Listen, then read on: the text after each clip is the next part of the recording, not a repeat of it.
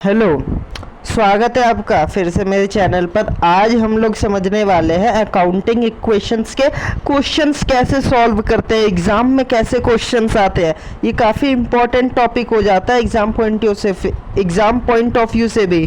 ठीक है, तो चलिए बिना टाइम गवाते हुए देखते हैं। लेकिन एक चीज़ मैं बता दूं, ये जो वीडियो होने वाली है ये पार्ट 2 है अकाउंटिंग इक्वेशन की। अगर आप लोगों ने पार्ट 1 नहीं देखा तो आप लोग पहले पार्ट 1 देखिए। तो मैं अगर शॉर्ट में समझा दूं पार्ट 1 के बारे में, तो हम लोगों ने उसमें उसके कुछ बेसिक समझे थे कि आखिर ये होता क्या है, इसमें हम लोग कर क्या सकते हैं, ऐसे हम मतलब करा था। चलिए वीडियो स्टार्ट करते हैं सीधा। तो आप लोग यहाँ पे पहले स्क्रीन पे देख सकते हैं, यहाँ पे मैंने एक लिखा है प्रिंसिपल, ड्यूअल एक्सपेक्ट प्रिंसिपल। तो ये प्रिंसिपल क्या कहता है, ये हम लोगों ने पढ़ा था कि जो भी बिजनेस की ट्रांजैक्शंस होगी ना, उनके दो इफेक्ट पड़ेंगे। क्या पड़ेंगे? दो इफेक्ट, एक तो डेबिट एक क्रेडिट। कि अगर मैं कहूँ कि मेरे को गुड्स खरीदना है, तो आपको अगर कोई चीज़ खरीदनी है तो बदले में पैसे देने पड़ेंगे, है ना। या फिर अगर आप कोई चीज़ बेचते हैं तो आप उसके पैसे लेंगे। एनजीओ तो खोला नहीं है, क्योंकि बिजनेस का मतलब ही तब है जब प्रॉफिट कमा रहे हो। यानी कि यहाँ पे जो ट्रांजैक्शंस होगी ना, उसके दो इफेक्ट पड़ेंगे, उसे ही कहते हैं ड्यूअल एक्सपेक्ट प्रिंसिपल। और एक चीज़ हमने और समझी थी कि जो एसेट होगा ना, वो लाइबिलिटी और कैपिटल के हमेशा ही बराबर रहेगा। अब ये कैसे बराबर रहेगा, इसके लिए आप मेरी पिछली वीडियो देखिए, वरना ये वीडियो काफ़ी लंबी हो जाएगी। ठीक है, तो चलिए स्टार्ट करते हैं कि अकाउंटिंग इक्वेशंस होती क्या है। तो अकाउंटिंग इक्वेशन दरअसल और कुछ नहीं है, यही है accounting equation, asset equals to liability plus capital. तो अब इसकी फॉर्मेट की बात कर लेते हैं, क्या होता है फॉर्मेट। तो जो अकाउंटिंग इक्वेशन होता है, ये देखिए फॉर्मेट ऑफ अकाउंटिंग इक्वेशंस। इसका फॉर्मेट सबसे पहले यहाँ पे आप लोग देख सकते हैं, लिखा हुआ बना हुआ है, एक बॉक्स बना हुआ है। ठीक है, फिर वो बॉक्स ऐसे डिवाइड है। ठीक है, उसमें दो पार्ट्स बना रखे हैं। तो वो जो है सबसे पहला यहाँ पे आप लोग देख सकते हैं लिखा है ट्रांजैक्शंस। क्या लिखा है? ट्रांजैक्शंस।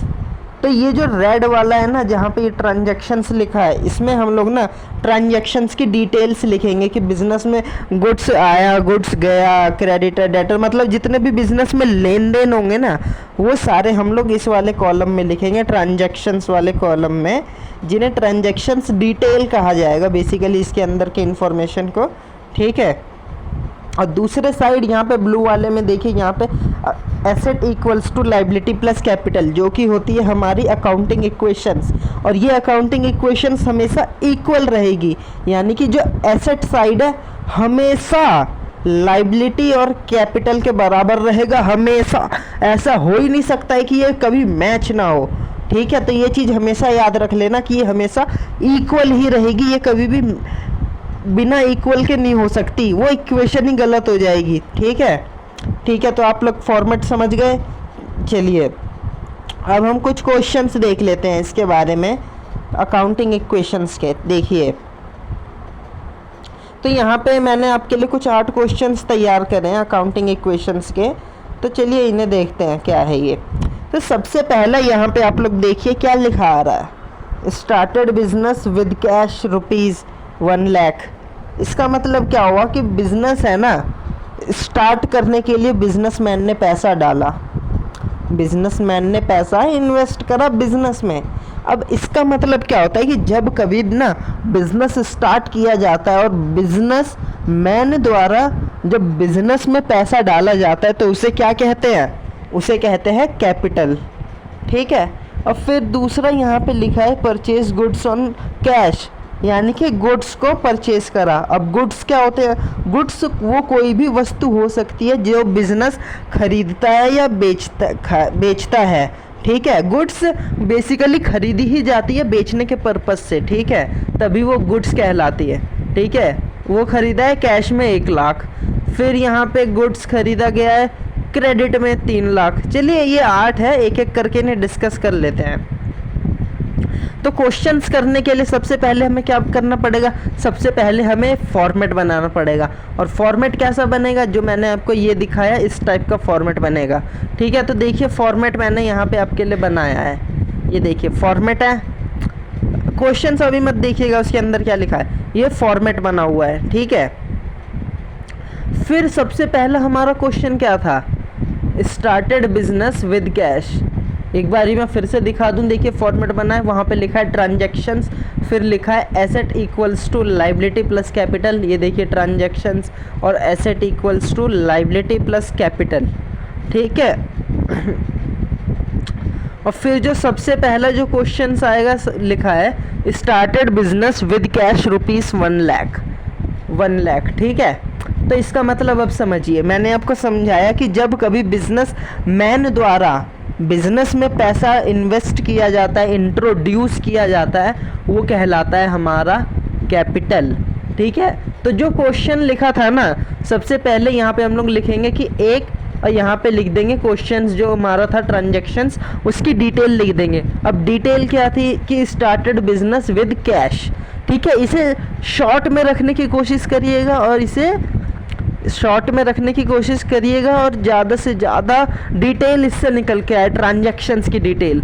ये आप जैसे जैसे क्वेश्चन सॉल्व करेंगे ना, आपको ये आ जाएगा कि इसे शॉर्ट में कैसे लिखते हैं, ठीक है। वरना अभी आप शुरुआत में तो पूरे क्वेश्चंस की वो लाइन लिख सकते हैं कि started business with cash rupees 1 lakh, ऐसे करके लिख सकते हैं, ठीक है। मैंने आपको समझाने के लिए ऐसे लिख दिया, ठीक है। स्टार्ट करा बिजनेस, यहाँ से हमें जानकारी मिल जाएगी वो ट्रांजैक्शंस क्या था, ठीक है। तो started business with cash rupees 1 lakh. अब एक बात बताइए, अभी हमने समझा जब बिजनेसमैन बिजनेस में पैसा इन्वेस्ट करता है वो कहलाता है कैपिटल, ठीक है। तो कैपिटल यहाँ पे ये देखिए, गौर कीजिए, कैपिटल में 1 लाख रुपए आ गया। क्या आ गया? कैपिटल में हम लोग 1 लाख रुपए लिख देंगे कि कैपिटल साइड है, उसके नीचे हमने लिख दिया 1 लाख रुपए, ठीक है। जब भी ऐसी ट्रांजैक्शंस मिलेगी तो कैपिटल में 1 लाख लिख देंगे। अब एक चीज़ हमने और समझा था कि इसके 2 इफेक्ट पड़ेंगे, अभी तो हमें एक ही इफेक्ट दिख रहा है, दूसरा क्या हो सकता है। अब खुद सोचिए कि आपके पास पैसा तो आया है ना, आपका वो, जैसे हमने एक कॉन्सेप्ट समझा था, देखिए यहाँ पे लॉजिकली बात होगी, लॉजिक की तरीके से समझिए। आप है बिजनेस, ये देखिए मैं आपको समझाता हूँ, ठीक है। ये है आप और ये है बिजनेस, ठीक है। आपने बिजनेस में पैसा लगाया, ठीक है, लगाया, वो कहलाता है कैपिटल, वो कहलाता है कैपिटल, ठीक है। तो वो कैपिटल जो होता है ना, हम लोग अकाउंट्स करते हैं बिजनेस के पॉइंट ऑफ व्यू से, ठीक है, बिजनेस के पॉइंट ऑफ व्यू से, कि हम बिजनेस के नज़रिए से सोचेंगे। तो बिजनेस के पास तो पैसा यानी कि आया है, यानी कि ये बिजनेस का है क्या पैसा। अब खुद ही सोचिए, ये तो इसका पैसा है, ठीक है, बिजनेस का नहीं है पैसा।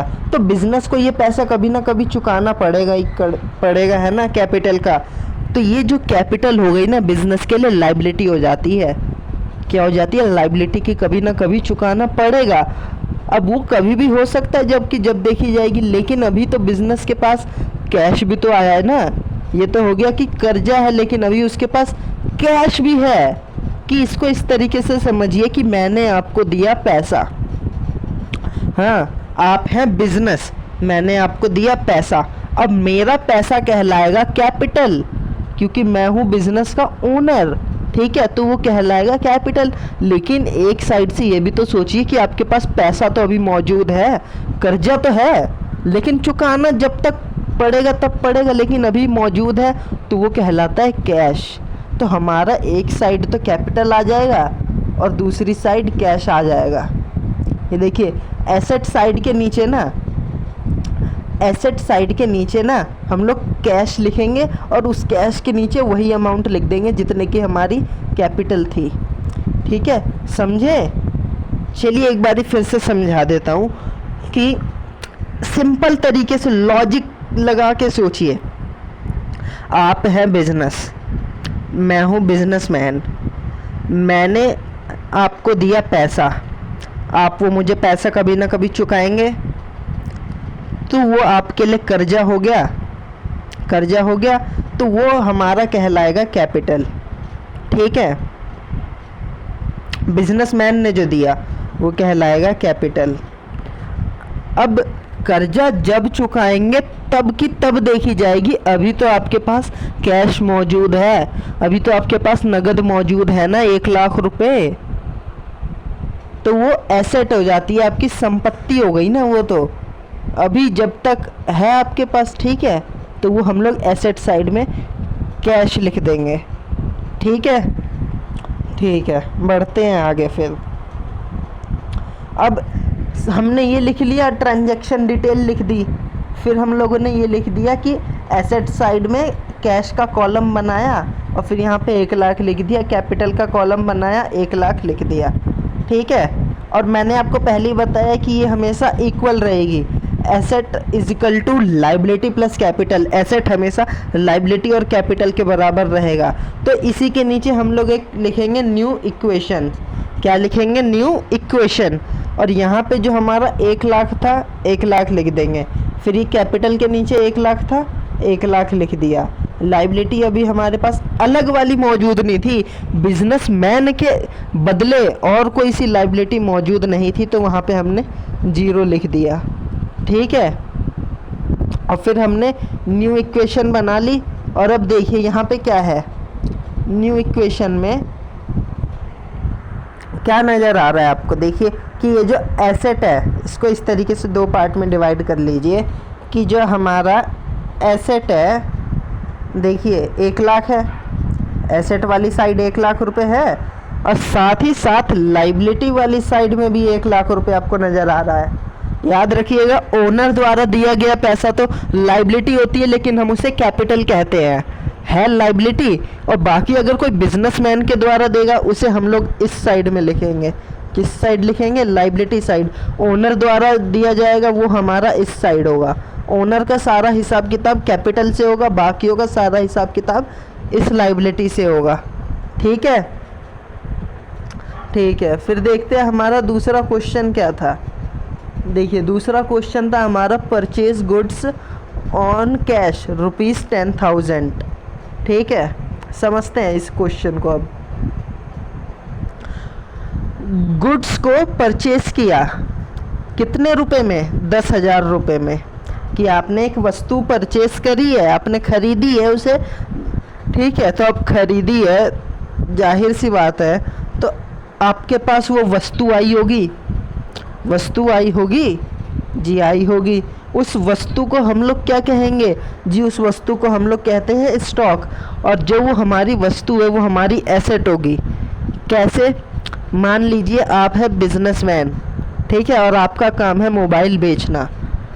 अब इस क्वेश्चन के आप सोचिए कि आप हैं उस क्वेश्चन की जगह, कि आपका काम है मोबाइल बेचना, आपने गुड्स खरीदा। अब गुड्स आपके लिए मोबाइल होगा। ठीक है, वो कोई भी वस्तु जो बिजनेसमैन उस चीज़ में डील करता है वो कहलाता है गुड्स।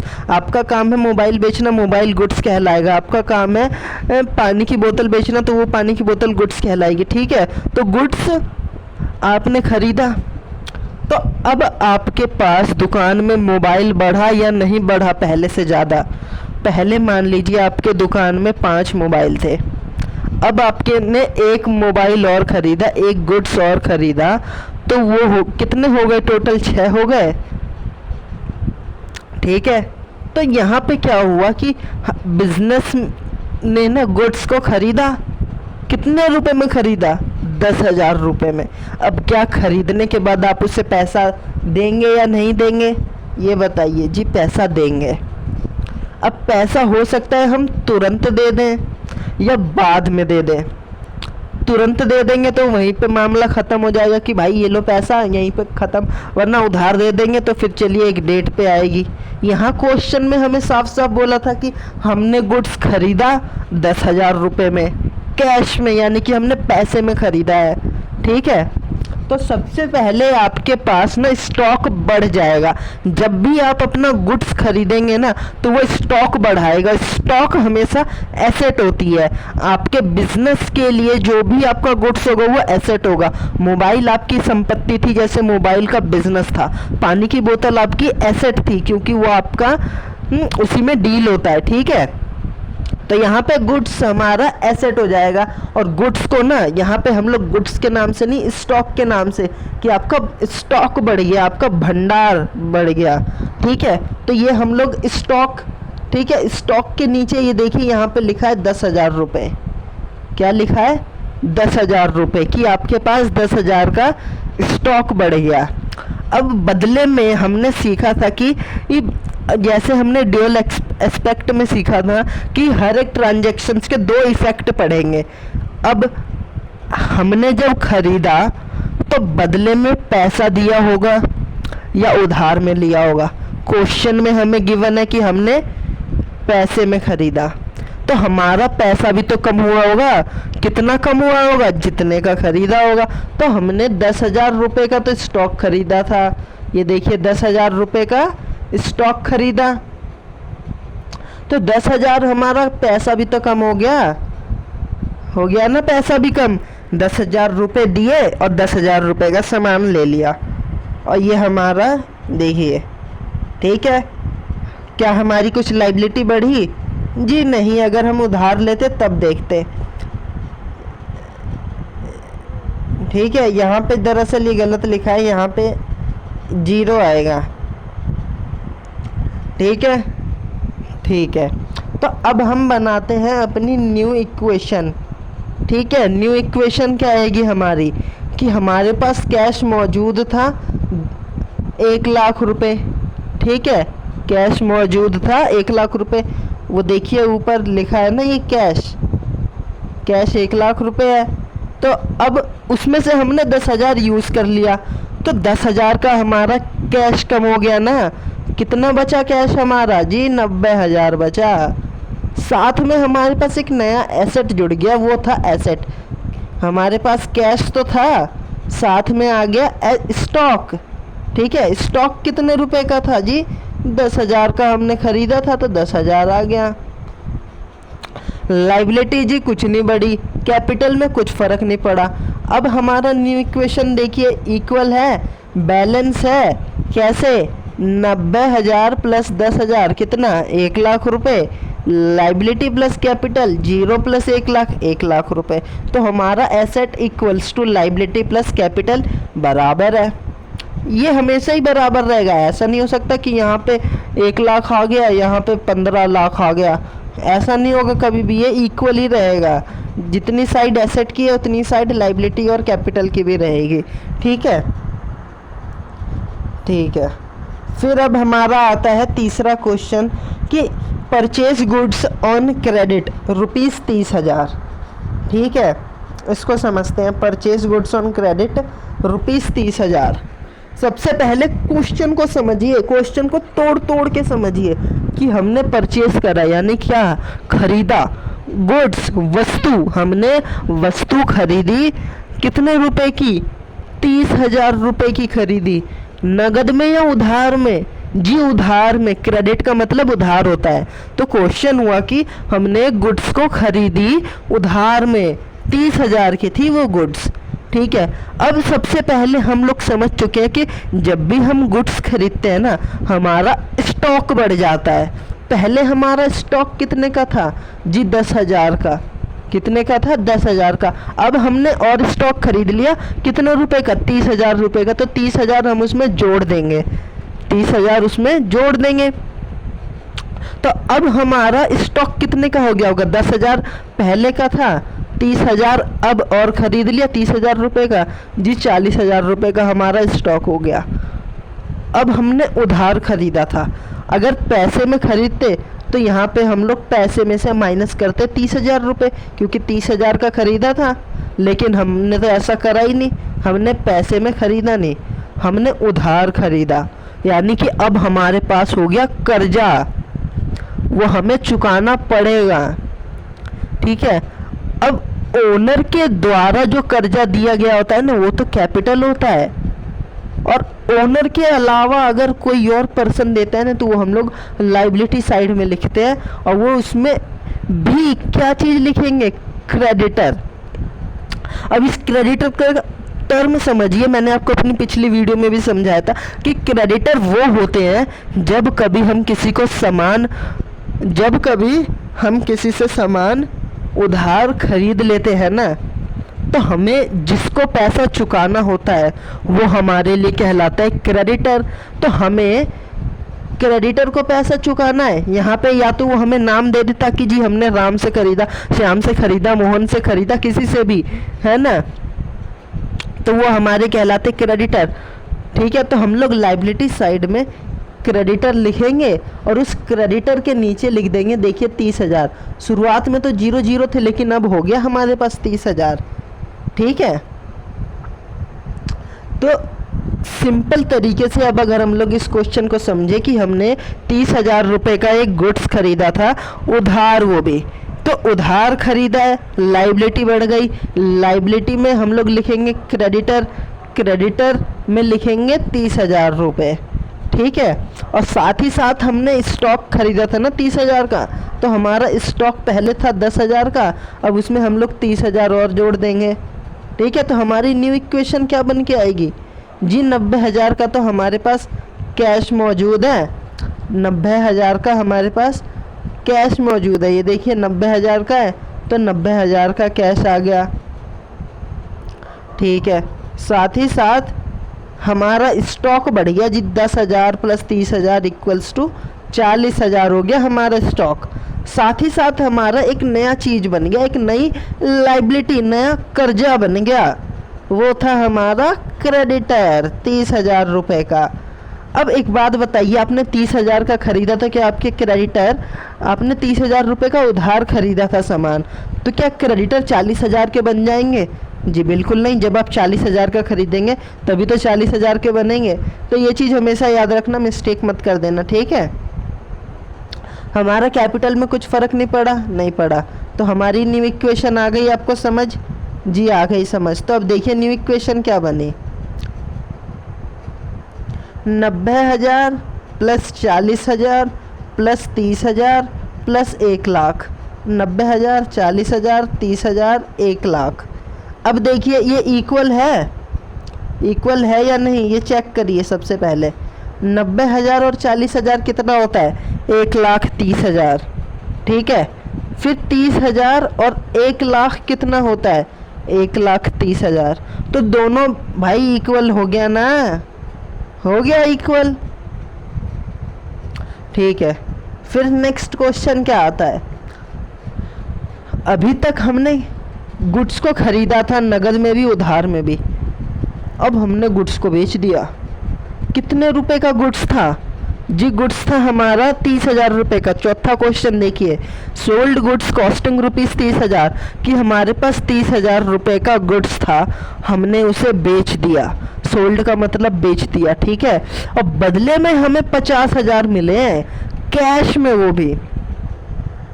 अब इस क्वेश्चन को समझते हैं तोड़ मरोड़ के क्या कहता है क्वेश्चन। ठीक है, तो हमने सिंपल तरीके से बोलूं कि 30,000 का सामान 50,000 में बेच दिया। तो अब ये बच्चा जानता है, जब 30,000 का सामान 50,000 में बेचा है तो 20,000 का तो हमारा प्रॉफिट हुआ होगा। क्या हुआ होगा? प्रॉफिट हुआ होगा। तो सबसे पहले हम लोग यहाँ पे क्या लिखेंगे, ट्रांजैक्शंस की डिटेल लिख देंगे कि 30,000 का सामान था, 50,000 में बेच दिया। ठीक है, तो सबसे पहले हमने क्या करा, 30,000 का सामान बेचा, हमारे पास स्टॉक देखिए कितने का था, 40,000 का था, इसमें से हमने 30,000 बेच दिया, तो 30,000 माइनस कर देंगे, अब हमारे पास बचा कितना, 10,000। भाई 30,000 का बेच दिया, और बदले में हमें क्या मिला था जी? बदले में हमें 50,000 रुपये मिले थे।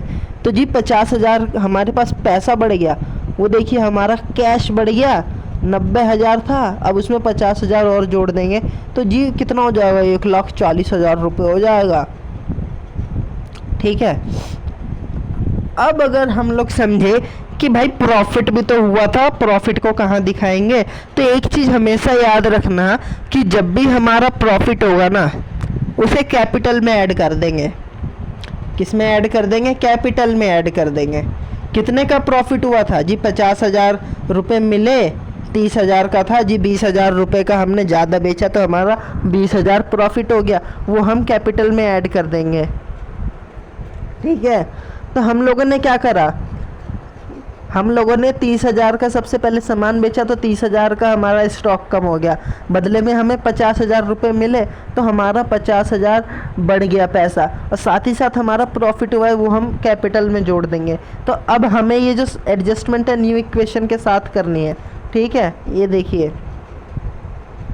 तो हमारा 90,000 का था, उसमें 50,000 जोड़ दिया, 40,000 में से 30,000 माइनस कर दिया जी, यहाँ तो हमारा जीरो था, और ये हमने 1,00,000 में 20,000 जोड़ दिया, तो हमारी न्यू इक्वेशन निकल के आई 90,000 प्लस 50,000 1,40,000 जी। 40,000 में से 30,000 गए जी 10,000, और साथ ही साथ ये तो हमारा जीरो था, तो 30,000 प्लस जीरो भाई 23,000, और ये 1,20,000।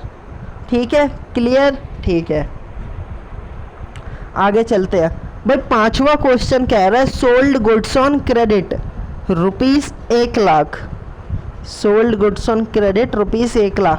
अब देखिए, हो सकता है आप लोगों को वीडियो लंबी लग रही होगी, काफ़ी ज़्यादा जी, ठीक है, लंबी है वीडियो, मैं समझ सकता हूँ, लेकिन चीज़ें ना जब समझाई जाती है शुरुआत में तो टाइम लगता है। अभी आप हैं, जैसे अभी आपको नॉलेज नहीं थी, धीरे धीरे समझाने में आपको टाइम लगेगा, लेकिन जैसे जैसे आप लोग अब ये चीज़ समझ जाएंगे ना, आप इसको काफ़ी फास्ट तरीके से कर पाएंगे, ठीक है।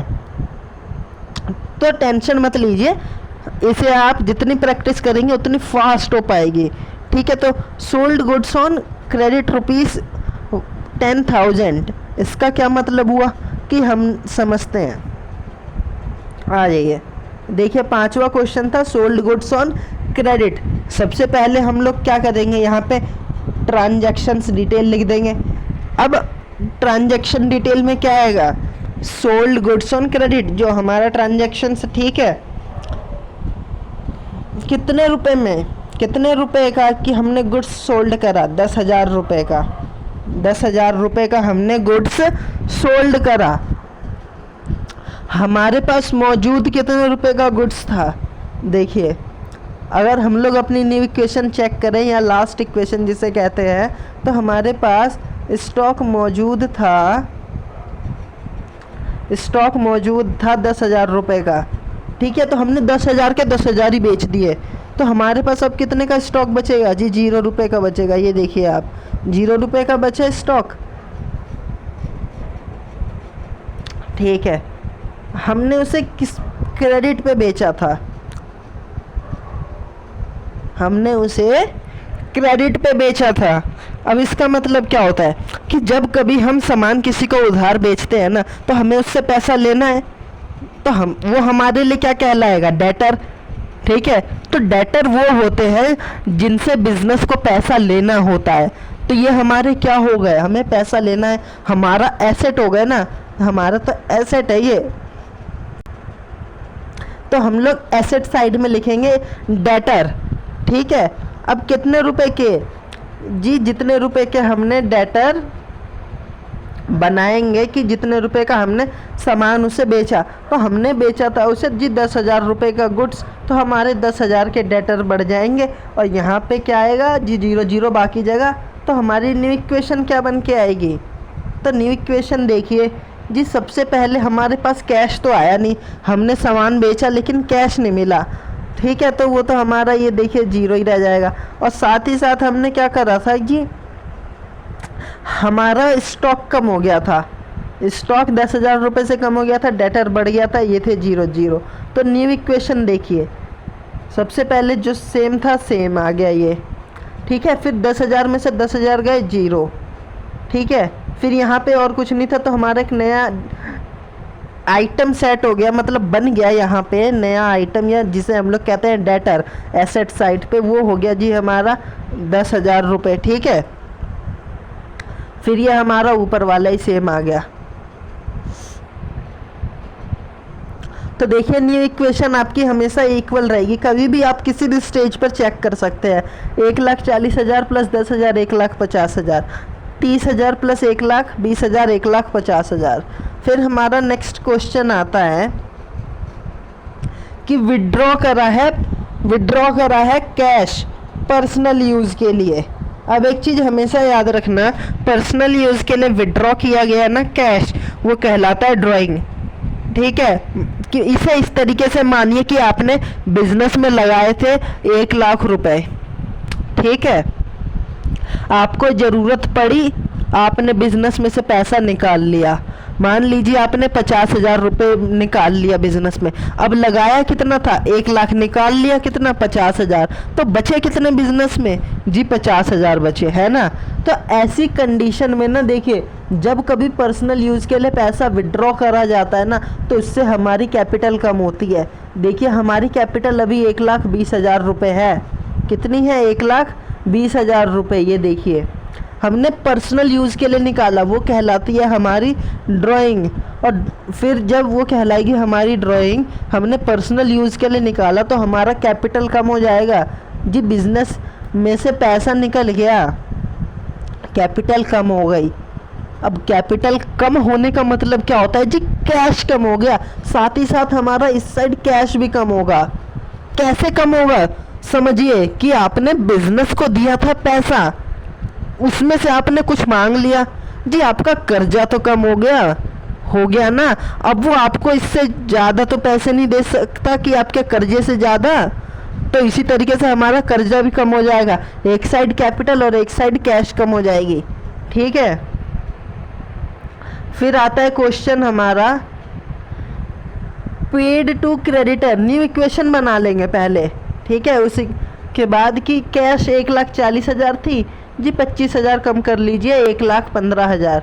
ये तो जीरो था तो यहाँ पे ये जीरो आ जाएगा, फिर यहाँ पे ये एज इट इज़ आ जाएगा, बाकी चीज़ ये एज इट इज़ आएगा। और फिर 1,20,000 में से 25,000 माइनस कर देंगे तो 95,000 आ जाएगा, ठीक है। तो हमारा अब नया क्वेश्चन आता है यहाँ पे, देखिए कि पेड टू क्रेडिटर्स, हमने क्रेडिटर को पैसा दिया। अब क्रेडिटर को हमने पैसा क्यों दिया, क्योंकि हमने उनसे सामान उधार खरीदा था जी। जब हमने उनसे सामान उधार खरीदा, जब हम किसी से भी सामान उधार खरीद लेते हैं तो हमें जिनको पैसा चुकाना होता है वो कहलाते हैं क्रेडिटर। तो जब भी हम क्रेडिटर को पैसा चुकाएंगे तो हमारा कर्जा कम हो जाएगा ना, तो हमारा कर्जा कम होगा, लाइबिलिटी कम होगी। क्या होगी, लाइबिलिटी कम होगी। देखिए मैं आपको यहाँ पे दिखाता हूँ, यहाँ पे लाइबिलिटी साइड में देखिए क्रेडिटर लिखा है, लाइबिलिटी साइड में क्रेडिटर कितने के थे, 30,000 के थे, है ना। देखिए लाइबिलिटी साइड में क्रेडिटर थे 30,000 रुपये के थे, तो हमने 30,000 में से उसके 15,000 दे दिए, तो अब कितना कर्जा बचा, 15,000 बचा, ठीक है। अब हमने जाहिर सी बात है उसे नगद में दिया होगा या चेक में दिया होगा, कैसे भी दिया होगा। तो यहाँ पे क्वेश्चन में बोला जी कैश में दिया था हमने उसे, तो हमारा एक साइड से कैश भी तो कम होगा ना। जब हम किसी को पैसा देंगे हमारे पास से पैसा कम होगा तो हमारा पैसा भी कम हो जाएगा, ठीक है। बाकी चीज़ हमारी किसी पे भी इफ़ेक्ट नहीं पड़ा, ठीक है। तो हमारी न्यू इक्वेशन ये आ जाएगी, ठीक है, ठीक है। चलते हैं आगे। अब न्यू इक्वेशन क्या कहती है कि नया क्वेश्चन कहता है इन्वेस्टमेंट इन शेयर ₹28,000। ये देखिए इन्वेस्टमेंट इन शेयर ₹28,000 कि आपने पैसा शेयर में लगाया, शेयर में निवेश करा, शेयर में इन्वेस्टमेंट करा। कितने रुपए करे थे, 28,000 रुपये। अब बताइए जब भी आप कहीं पे पैसा इन्वेस्ट करते हैं तो वो आपकी एसेट होगी कि नहीं होगी, उसकी संपत्ति होगी कि नहीं होगी आपकी।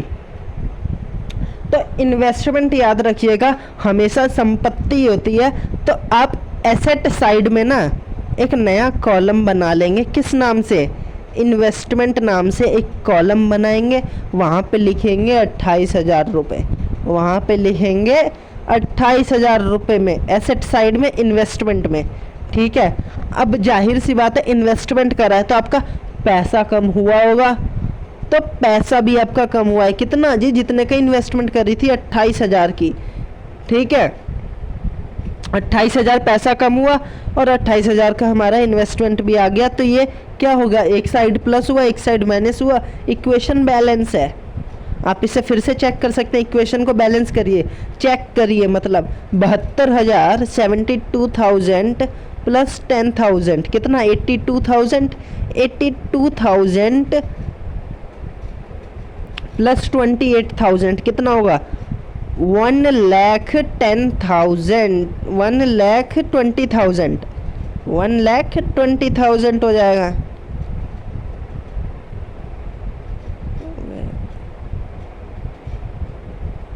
$1,10,000 आ गया हमारा इक्वेशन।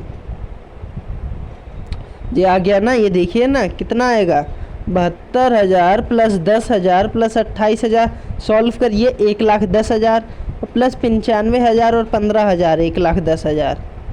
ठीक है, तो आई होप वीडियो ज़्यादा लंबी हो गई होगी, मैं जानता हूँ चीज़ें समझाने में ज़्यादा टाइम लगता है, लेकिन ये करने में आपको मुश्किल से 2 मिनट 5 मिनट 10 मिनट भी नहीं लगने वाले, मैक्सिमम लगेंगे 10 मिनट ज़्यादा से ज़्यादा। अगर आप शुरुआत में भी होंगे ना तब भी आपको 10 ही मिनट लगेंगे, ये याद रखिएगा। जैसे जैसे प्रैक्टिस हो जाएगी ये आप बहुत फास्ट तरीके से कर सकते हैं। तो वीडियो मैं जानता हूँ लंबी लगी, लेकिन प्लीज़ अगर अच्छा लगा हो तो वीडियो को लाइक कर देना, ज़्यादा से ज़्यादा अपने दोस्तों को शेयर करना। अब इसके हम लोग नेक्स्ट पार्ट यानी कि इसका जो अगला पार्ट आएगा उसमें अब थोड़े एडवांस क्वेश्चन, थोड़े मतलब इससे टिपिकल क्वेश्चन लेंगे। ठीक है, जब तक के लिए मिलते हैं नेक्स्ट वीडियो में। अब चैनल को सब्सक्राइब कर लेना ज़रूर। And thanks for watching my video.